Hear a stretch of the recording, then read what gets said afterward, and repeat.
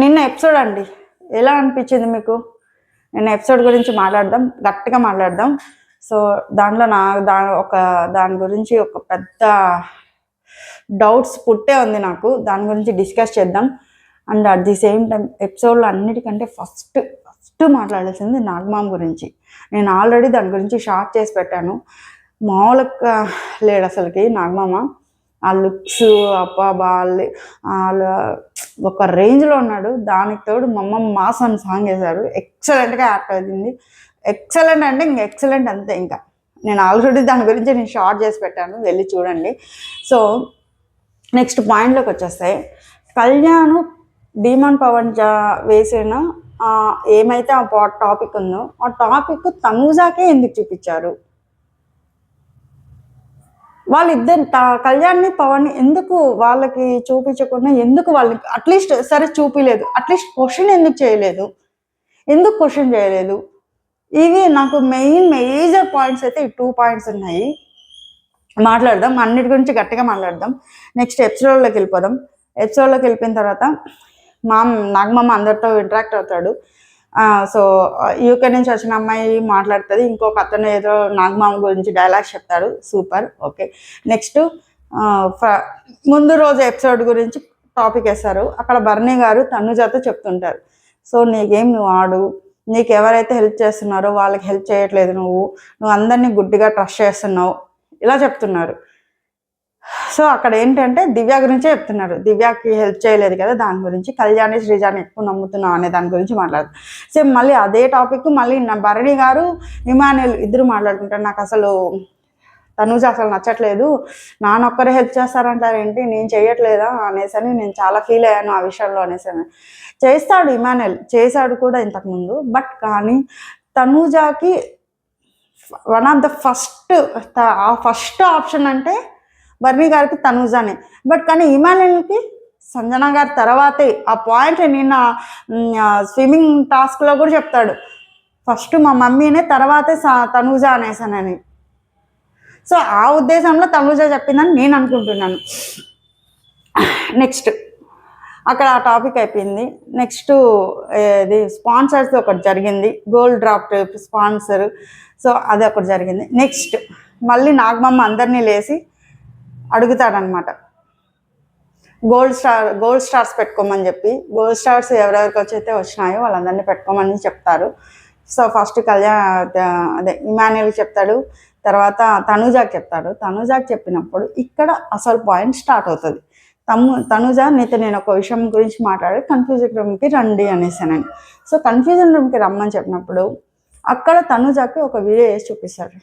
Video ప్రకారం మాత్రమే నేను మాట్లాడుతున్నా, కేవలం వీడియో చూసి నా ఒపీనియన్ నేను చెప్తున్నాను అంతే తప్ప నుంచి. అది కూడా 50-50. నేనేం కళ్యాణ్కి అగైనెస్ట్ కాదు, ఇంకా వేరే కాదు. ఏదైతే బిగ్ బాస్ వాళ్ళు చూపించారో దాన్ని చూసిన దాన్ని బట్టే చెప్తున్నాను. దాంట్లో క్లియర్గా వాళ్ళు చూపించింది ఏముంది? డిమాండ్ పవన్ కాలు షూతో అలా సైడ్కి రైట్ సైడ్ సైగా చేయడం క్లారిటీగా తెలుస్తుంది. అక్కడ డిమాండ్ పవన్ కళ్యాణ్ చూస్తాడు, కళ్యాణ్ వచ్చేసి డిమాండ్ పవన్ కళ్యాణ్ చూస్తాడు. సో ఆ చూసిన దాన్ని బట్టి చూస్తే కన్ఫామ్గా డిమాండ్ సైగా చేసినట్లే ఉంది. అది నేను క్లారిఫికేషన్గా నేను చెప్పట్లేదు, వాళ్ళు చూపించిన దాన్ని బట్టి నేను చెప్తున్నాను. వాళ్ళు అక్కడ ఏదైతే చూపించారో ఆ పర్సంటేజ్ని బట్టే నేను చెప్తున్నాను అంతే. నేనేం దాన్ని స్టేట్మెంట్గా పాస్ చేయట్లేదు. సో ఇటు లెఫ్ట్ సైడ్ వచ్చేసి దివ్య కూర్చొని, రైట్ సైడ్ వచ్చి భరణి గారు కూర్చున్నారు. అప్పుడు డిమాండ్ పవన్ రైట్ సైడ్ చూపిస్తే అది కన్ఫామ్గా డిమాండ్ పవన్ సైగ చేసినట్లే ఉంది వాళ్ళు చూపించిన వీడియో దాన్ని బట్టి చూస్తే. At the same time Kalyan కూడా చాలా టైం తీసుకుంటాడు. అదే కళ్యాణ్ డిమాండ్ పవన్ కళ్యాణ్ చూస్తాడు, శ్రీజ చూస్తుంది. అప్పుడు సంజన గారు ఎవరైతే చూస్తున్నారో నేను ఇది చేస్తాను అన్నప్పుడు వాళ్ళందరూ మళ్ళీ కింద డౌన్ చేస్తారు. సో దాన్ని బట్టి చూస్తే 75% కదా 80% డిమాండ్ పవన్ అక్కడ కళ్యాణ్కి హింట్ ఇచ్చినట్టు క్లారిటీగా తెలుస్తుంది. నేను స్టేట్మెంట్ పాస్ చేయట్లేదు. ఒకవేళ ఇది రాంగ్ అయితే మరి ఎందుకు నాగార్జున గారు కళ్యాణ్ని డిమాండ్ని ఎందుకు అడగలేదు? హౌస్ మేట్స్కి ఎందుకు ఈ వీడియో చూపించలేదు? తనూజాకి మాత్రమే ఎందుకు చూపించారు? తనూజాకి ఆల్రెడీ సపోర్ట్ ఎవరు లేరు. భరణి గారు ఒక్కరు. ఆ బంధాలు ఈరోజు విడగొట్టేశారు. భరణి గారు కూడా ఇంక నుంచి బంధాలు బాంధవ్యాలు అని పెట్టుకోరు. సపరివార సమేతంగా కుటుంబం అది బద్దలైపోయింది. సో అక్కడ ఒంటరి అయిపోయింది. ఇంకా ఉన్నది కళ్యాణ్ ఒక్కడే. ఆ కళ్యాణ్ కూడా ఇప్పుడు ఇది చూసి తనూజ తను ఇంకా మ్యాక్సిమం మోస్ట్లీ నేను ఇంకా కళ్యాణ్తో ఎక్కువ ట్రస్ట్ చేయదనుకుంటున్నా. సో ఉన్న కళ్యాణ్ని లేకనే చేసి తనుజాని ఏం చేయాలనుకుంటున్నారు? తనుజాకి ఎవరి హెల్ప్ లేకనే ఏం చేయాలి? ఇప్పుడు ఫర్ ఎగ్జాంపుల్ అందరూ తనుజాకి సపోర్ట్ తనని ఎక్కువ ప్యాంపరింగ్ చేస్తున్నారు అనేసి అని సోషల్ మీడియా మొత్తం కూడా వస్తుంది. నేను ఒక క్వశ్చన్ అడుగుతున్నాను. మొన్న జరిగిన టాస్క్లో ఎవరికి కావాల్సిన వాళ్ళ పేరప్పు వాళ్ళు ఎగ్జాక్ట్గా అయిపోయారు, ఈవెన్ భరణి గారితో సహా. అలాంటప్పుడు ఇంకా తనుజాని ప్యాంపరింగ్ అసలు రీచ్ అయితే అసలు తనుజాతో ఇప్పుడు మాట్లాడడం లేదు. నెక్స్ట్ ఇమాన్యుయల్కి ఫస్ట్ ప్రిఫరెన్స్ ఎవరు అంటే సంజన గారు. తర్వాత డిమాండ్ పవన్కి ఫస్ట్ ప్రిఫరెన్స్ రీతికి డిమాండ్కి రీతు, వాళ్ళిద్దరు. ఇంకెవరున్నారు? శ్రీజాకి కళ్యాణ్కి వాళ్ళిద్దరు ఫస్ట్ ప్రిఫరెన్స్, తర్వాతే తనుజ. ఇంకా రామ్కి అయితే భరణి అన్న తప్ప నుంచి ఇంకెవరిని ఇది చేయడు. ఇంకా ఫ్లోరా సంజన గారు. సంజనాకి ఎవరు ఫస్ట్ ప్రిఫరెన్స్ అంటే ఇమాన్యుయల్. ఇంకెక్కడ తనుజాకి ప్యాంపరింగ్ అంటే మామూలుగా ఫస్ట్ వీక్ సెకండ్ వీక్లో తను చేసిన బిహేవియర్ని బట్టి అందరూ తనకి ప్యాంపరింగ్ చేస్తున్నారు, తనకి ఎక్కువ సపోర్ట్ ఉంది, తనకి ఎక్కువ ఇది ఉంది అనేసి అనుకుంటారు. మేబీ తను బిహేవ్ చేసింది కూడా అలానే ఉంది. బట్ కానీ పోను అది చాలా కట్ అయిపోయింది అందరి మధ్య. తనుజ రిలేషన్షిప్ కట్ అయిపోయింది. రీతుతో ఫ్రెండ్షిప్లో లేదు. ఇప్పుడు రీతు ఎక్కువ మాట్లాడడం లేదు, డిమాండ్ పవన్ మాట్లాడడం లేదు, ఇమాన్యుయల్ తగ్గించేశాడు. ఓన్లీ ఇప్పుడు మాట్లాడుతుందంటే శ్రీజ కళ్యాణ్ మాత్రమే. సో ఇలాంటప్పుడు ఈ ఉన్న ఒక సపోర్ట్ని కూడా తనుజాకు లేకుండా చేశారని నా ఒపీనియన్. అది మీరేమంటారు కామెంట్ చేయండి. నెక్స్ట్ ఇది ఎందుకు చేశారో భరణి గారికి నాకేం అర్థం కావట్లేదు అయ్యా. భరణి గారికి చెప్పాల్సింది చెప్పారు. సో యూకే అమ్మాయి చెప్పింది, అన్నా మీరు ఫస్ట్లో చాలా బాగా ఆడారు, ఇప్పుడు బంధాలు పెట్టుకొని గేమ్ ఆడటం లేదు అనేసి. ఆయనకి ఏం అర్థమైందో నాకేం అర్థం కావట్లేదు. దివ్యాకి చెప్పాల్సిన విషయాలన్నీ తనూజాకి చెప్పారు. దివ్య వచ్చిన తర్వాత ఆయన గేమ్ చేంజ్ అయిపోయింది. తను ఆల్రెడీ ప్లాన్ చేసుకొని వచ్చింది. అది క్లియర్గా హింట్ ఇచ్చారు. నాగార్జున వాళ్ళ గెలుపు కోసం వాళ్ళు ఏమైనా చెప్తారు అనేసి. అది ఆయనకు అర్థమై వచ్చిందో లేదో నాకు అర్థమై చావట్లేదు, సారీ ఏమనుకోద్దని. నాకు అర్థంగా అంటే అక్కడ కోపం వచ్చేసింది. దివ్యాకి చెప్పాల్సింది తనుజాకి చెప్పారు, తనుజాకి చెప్పాల్సింది దివ్యాకి చెప్పారు. అక్కడ ఆయన భరణి గారికి అర్థమైందో లేదో తెలియడం లేదు. సో ఇప్పటి నుంచి అయితే తనుజ అయితే మ్యాక్సిమం కట్ చేసేస్తారు. ఇంకా మ్యాక్సిమం దివ్యాని అయితే వదలదని నేను అనుకుంటాను. ఎందుకంటే అమ్మాయి చాలా స్ట్రాంగ్, ఫిజికల్గా కూడా గేమ్స్ బాగా ఆడుతుంది. So at the same time తనుజానే ప్యాంపరింగ్ అంటే ఇప్పుడు దివ్య కూడా చేస్తుంది అదే. ఆయన ఎవరికైనా ఫ్రూట్స్ ఎత్తుకొనిపిస్తే దాన ధర్మాలు చేయకండి, మీరు అలా చేయకండి, మీరు ఇలా, ఆయన రూల్ చేస్తుంది. తనుజాన అలిగి ఒక సైడ్కి వెళ్ళి కూర్చుంటుంది. దివ్య అయితే భరణి గారిని రూలే చేస్తుంది ఏకంగా, మీరు అలా చేయకండి, మీరు ఇలా చేయకండి, మీరు ఇది చేయకండి అనేసి. మరి దాన్ని ఏమంటారు? అసలు ఆ విషయం గురించి ఎవరు మాట్లాడడం లేదు. అదొక పాయింట్. నెక్స్ట్ పాయింట్స్ పెట్టుకున్నాం. మనం ఎపిసోడ్ వైజ్ మొత్తం మాట్లాడినామంటే మన లెంత్ ఎక్కడో వెళ్ళిపోతుంది. మనకి అంతమంది సబ్స్క్రైబ్ లేరు, ఎవరు చూడరు. కాబట్టి పాయింట్స్ మెయిన్ పాయింట్స్ మాత్రమే మాట్లాడదాం. నెక్స్ట్ సో అదొక పాయింట్ అక్కడ కంక్లూడ్ అయింది. నెక్స్ట్ కళ్యాణ్కి బ్యాచ్ ఇచ్చేటప్పుడు అంత ఎలివేషన్ ఎందుకు ఇచ్చారో నాకు అర్థం కాల. సరే ఆయన చేసిన తప్పు అన్నట్టు చూపించారు అక్కడ, మరి ఎలివేషన్ ఎందుకు? రీతు వాళ్ళకి బ్యాచ్ పెట్టి ఎవరైతే నేను సపోర్ట్ చేయలేదో వాళ్ళకే నువ్వు ఇప్పుడు ఈరోజు బ్లాక్ బ్యాచెస్ ఇస్తున్నావు అని చెప్పడం ఏంటో. మీరేందో మీ విధానాలు ఏంటో నాకేం అర్థం కావట్లేదు. బిగ్ బాస్ ఏం చేద్దాం అనుకుంటాను? కళ్యాణ్ లేపుతూనే ఉంటారు, మళ్ళీ కళ్యాణ్ని డౌన్ చేయడానికి వీడియోలు వేస్తుంటారు. నాకు అర్థం కావట్లేదు అయ్యా ఏం చేస్తున్నారు అనేసి.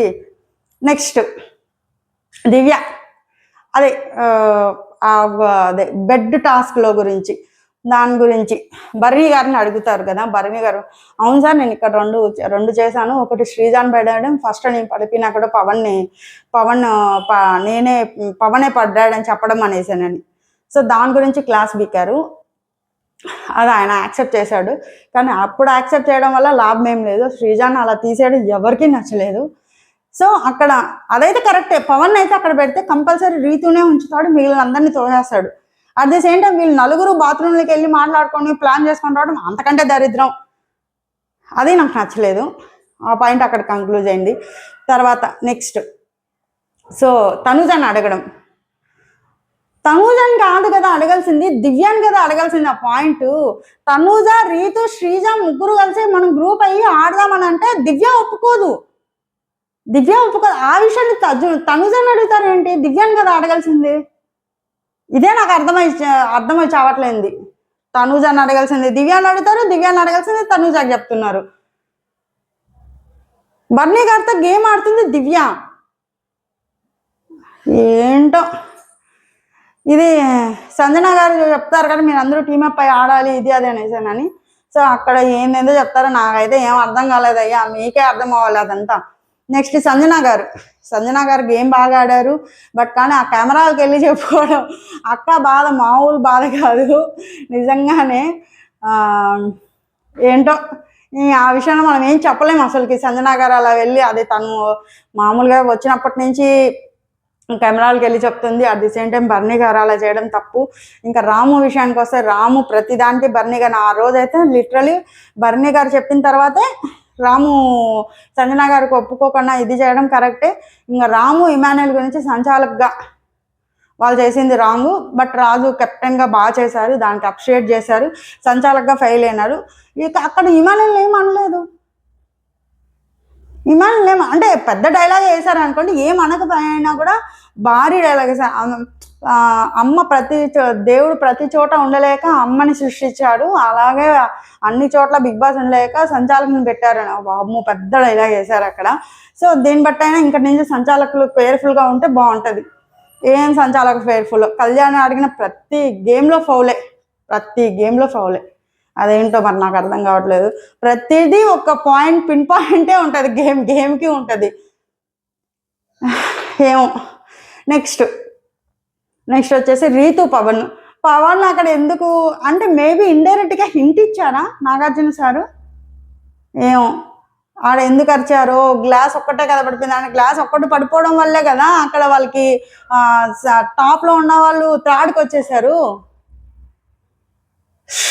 ఏందో అయ్యా, మీరేందో మీ విధానాలు ఏదో నాకేం అర్థం కావట్లేదు. కొన్ని చోట్ల అయితే క్లమ్జీ అయిపోయింది అనిపించింది. అక్కడ ఏం పాయింట్లు ఎవరికి చెప్తున్నారో నాకు అర్థమై చావట్లేదు.